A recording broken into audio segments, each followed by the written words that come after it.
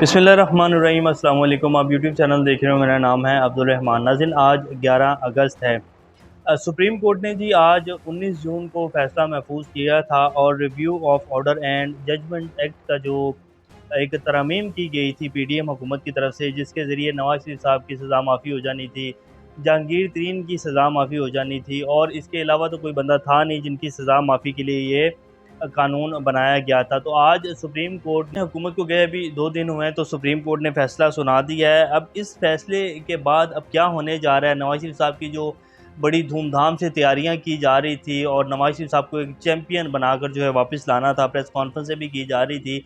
अब इस फैसले के आने के बाद कौन से हलके जो हैं वो बहुत खुश हैं और कौन से हलके जो हैं वो बहुत ज़्यादा गुस्से में हैं, ये तफसीलात आपके सामने रखेंगे। पीडीएम बिखर चुकी है और अब आगे जो इलेक्शन होना है उसके हवाले से भी निगरान वज़ीर-ए-आज़म साहब जो हैं उनका नाम फाइनल नहीं हो सका।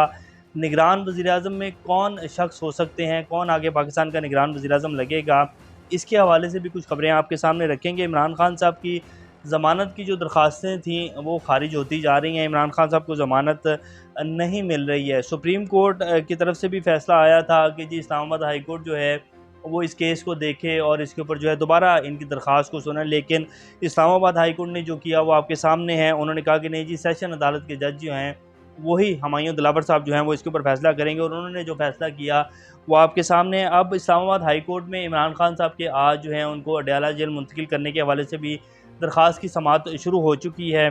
उसमें क्या बनेगा वो भी आपके सामने रखेंगे। कामरान खान साहब जो कि पाकिस्तान के बड़े सीनियर सहाफ़ी हैं, उन्होंने आज जो भी फैसला आया है सुप्रीम कोर्ट की तरफ से उसके हवाले से ट्वीट किया है। बड़ा इंटरेस्टिंग ट्वीट है, वो भी आपके सामने रखेंगे। इससे पहले अगर आप लोगों ने चैनल को सब्सक्राइब नहीं किया तो रेड बटन को प्रेस कर लें और बेल आइकॉन को भी प्रेस कर लें ताकि लेटेस्ट अपडेट्स आप लोगों को मिलती रहें और ये जो हमारा ताल्लुक है ऐसे ही जुड़ा रहे। सबसे पहले जी, review of order and judgement act जो है उसको कलअदम करार दे दिया गया है और ये 3 रुकनी bench chief justice Umar Ata Bandial साहब की सरबराही में इस केस की समाअत कर रहा था, जिसमें जस्टिस एजाजुल हसन, जस्टिस मुनीब अख्तर और चीफ जस्टिस उमर अता बंदयाल साहब शामिल थे। अब उसमें जो उन्होंने ये फ़ैसला लिखा है वो आपके सामने लिख देते हैं। उन्होंने कहा कि जी ये जो एक्ट बनाया गया ये कलअदम करार देते हैं, पार्लियामेंट ने अपने दायरा कार से तजावुज़ किया है। चीफ जस्टिस की सरबराही में 3 रुकनी बेंच ने इस केस का फैसला सुना दिया। एक्ट को कलअदम करार देते हुए आइन से मुतसादिम करार दे दिया है। पार्लियामेंट अपनी आइनी हदूद से तजावुज़ किया है, ऐसी कानून साजी का इख्तियार पार्लियामेंट नहीं रखती है। जस्टिस मुनीब अख्तर का इजाफी नोट भी सुप्रीम कोर्ट के मुतफ़क्का फ़ैसले में शामिल किया गया है और ये फ़ैसला सुना दिया गया है। अब नवाज़ शरीफ साहब जो हैं वो जो ख्वाब देख रहे थे कि जी मैं चौथी बार भी वज़ीर-ए-आज़म बनूँगा, और जहांगीर तरीन साहब भी ये इस तरह के ख्वाब देख रहे थे कि चलें वज़ीर-ए-आज़म नहीं तो मैं अहल होकर जो है पंजाब का वज़ीर आला ही बन जाऊँगा। इस्तेहकाम पाकिस्तान पार्टी भी बनाई गई, पैसा भी लगाया गया और अब वो पार्टी जो है वो दिनों में बनी, बल्कि घंटों में बनी और दिनों में जो है बिखर चुकी है।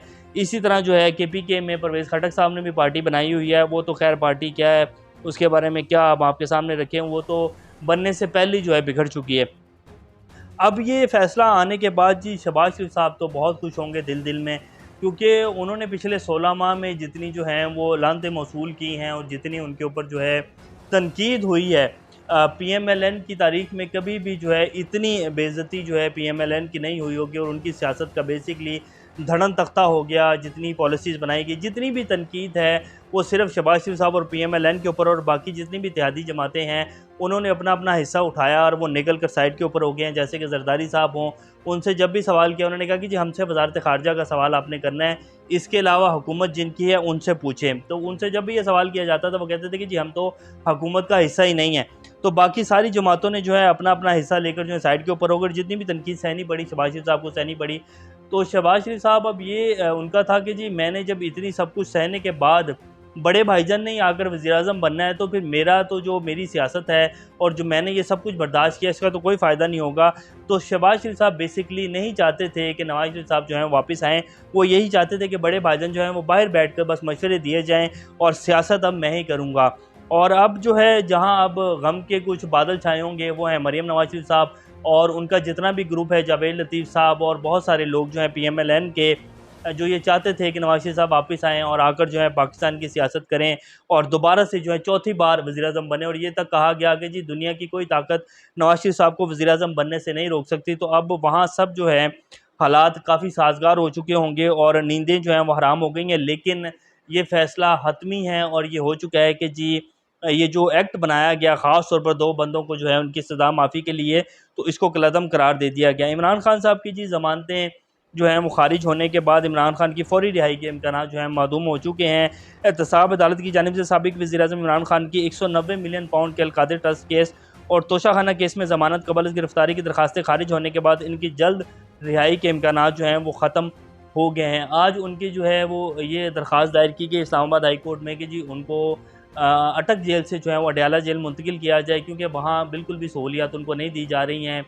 फिर उनके वकला को भी अभी तक जो है नहीं मिलने दिया गया। आज उनकी जो अहलियाँ हैं बुशरा बीबी, उनको मिलने की जो है वो इजाज़त दे दी गई है और बाकायदा इस्लामाबाद हाई कोर्ट ने तो ये भी कहा था कि जी जितनी भी उनकी वकला की टीम है उनको मिलने दिया जाए। लेकिन जब उनके वकला उनसे मिलने गए तो उनके खिलाफ भी जो है मुकदमे दायर कर दिए गए। शेर अफजल मरवत साहब हों, नईम हैदर पंजूता हों, जितने भी उनके वकला हैं उन सब के खिलाफ जो है वो मुकदमे दर्ज कर दिए गए हैं। तो आज उसके खिलाफ भी जो है समाअत होनी है। बहरहाल ये फ़ैसला तो हुआ है कि जी इमरान खान साहब यहाँ तो सरेंडर करेंगे मुख्तलिफ हलकों के सामने, या इमरान खान साहब जो हैं फिर जेल में रहेंगे।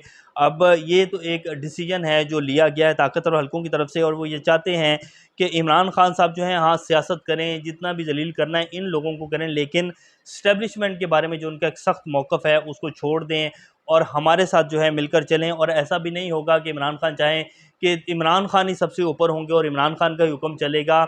अदारों के साथ और ख़ास तौर पर इस्टेब्लिशमेंट के साथ जो है वो मिलकर चलना पड़ेगा।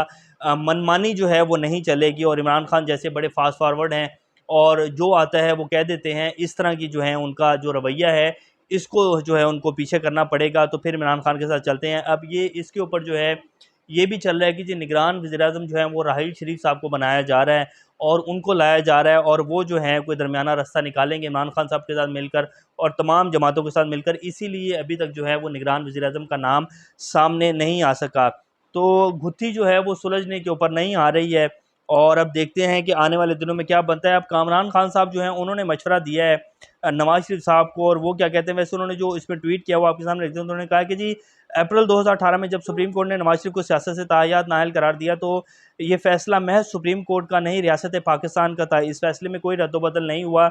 यही याद दहानी आज सुप्रीम कोर्ट ने करवाई है। ये वही खदशा था जिसकी वजह से नवाज़ शरीफ 16 माह अपने भाई की हुकूमत होने के बावजूद पाकिस्तान वापस नहीं आए। नवाज़ शरीफ की 6 चीफ ऑफ आर्मी स्टाफ से तसादुम के बरक्स एस्टेब्लिशमेंट से टकराव की एक भी मिसाल नहीं मिलती। अब यहाँ नवाज़ शरीफ साहब को कामरान खान साहब जो हैं वो सेव कर गए हैं। एस्टेब्लिशमेंट का मतलब होता है chief of army staff. 6 Pakistan के चीफ ऑफ आर्मी स्टाफ है जिनके खिलाफ नवाज़ शरीफ साहब ने क्या-क्या कुछ नहीं कहा। इंडिया में जाके बाकायदा ये कहा कि मुझे मेरी फ़ौज से बचाएँ, डॉन लीक्स की, और ये तक कहा कि जी जो इंडिया में हमले हुए वो हमारी फ़ौज ने करवाए, हमारी एजेंसियों ने करवाए।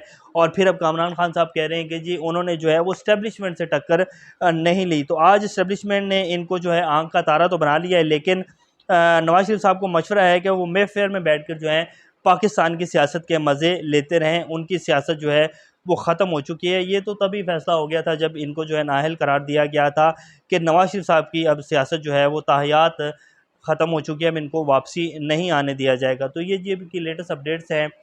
इंशाल्लाह नेक्स्ट अपडेट्स से दोबारा आप लोगों के सामने हाज़िर होंगे। तब तक अपना और चैनल का ख्याल रखिएगा। अल्लाह हाफ़िज़।